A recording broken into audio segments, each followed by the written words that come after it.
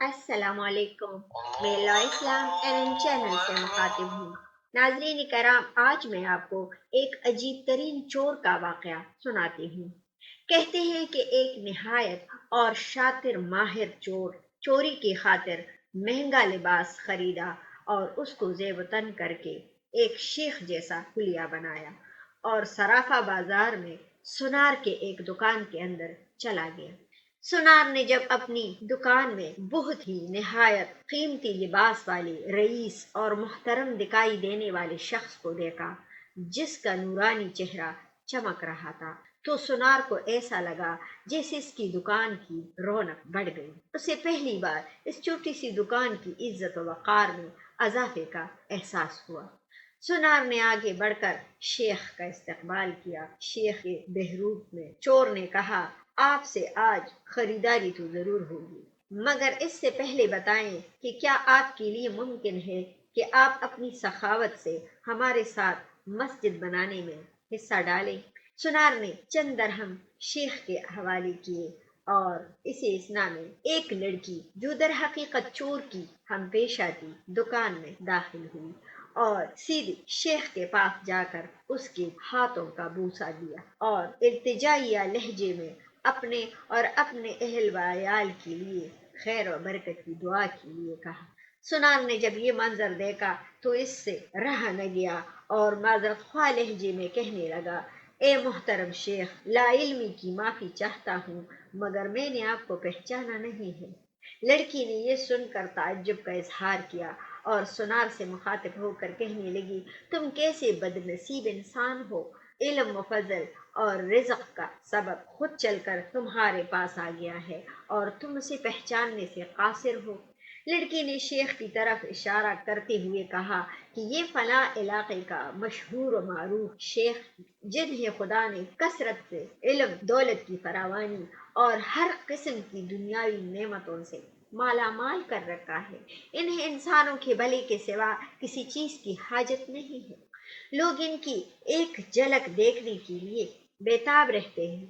سنار نے شیخ سے معافی مانگتے ہوئے کہا کہ شیخ صاحب، میں معافی کا طلبگار ہوں، میرا سارا وقت اس دکان میں گزرتا ہے اور باہر کی دنیا سے بے خبر رہتا ہوں، اس لیے اپنی جہالت کی وجہ سے آپ جیسی برگزیدہ ہستی کو نہ پہچان پایا۔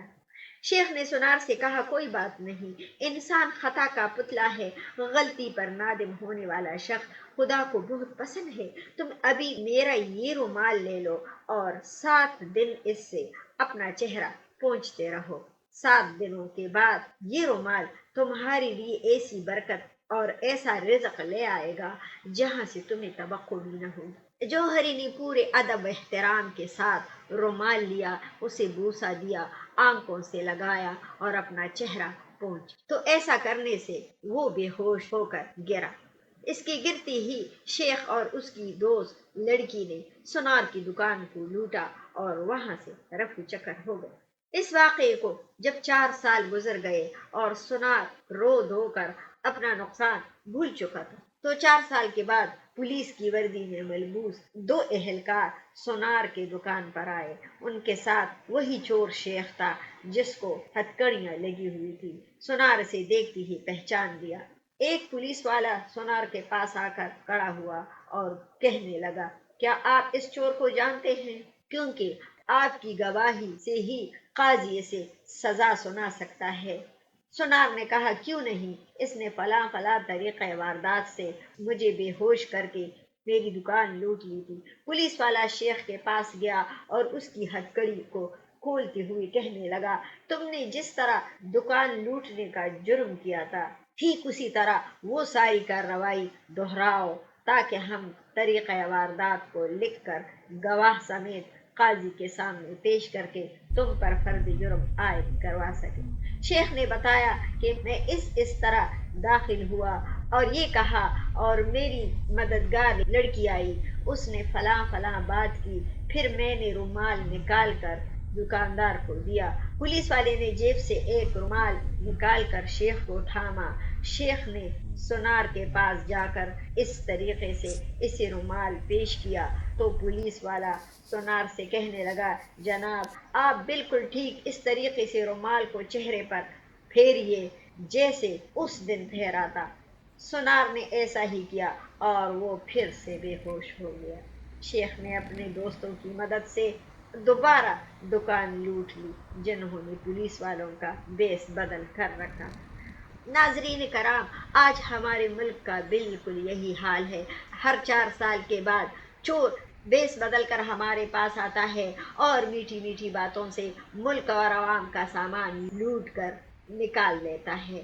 ہر دفعہ ایک نیا منظر، نیا لباس، نیا بہروپ، نئی شکل اور نیا حربہ، جس سے عوام دھوکہ کھا کر اعتبار کرتی ہے اور آخر میں محافظوں سمیت نکلتا وہی چور ہے۔ امید ہے کہ آپ سمجھ گئے ہوں گے۔ میں امید کرتی ہوں کہ آپ کو یہ سبق آموز قصہ پسند آیا ہوگا۔